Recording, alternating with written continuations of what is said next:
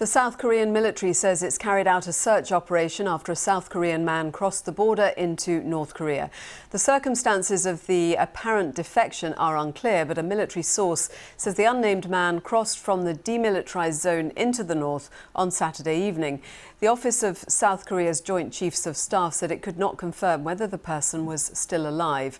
Laura Bicker in Seoul is following the story. There have been a number of breaches of the border in the last few years, but this, just to explain to your viewers, is one of the most heavily fortified areas in the entire world. It is a 4-kilometre wide area full of landmines, surveillance equipment. It is surrounded by electric fences.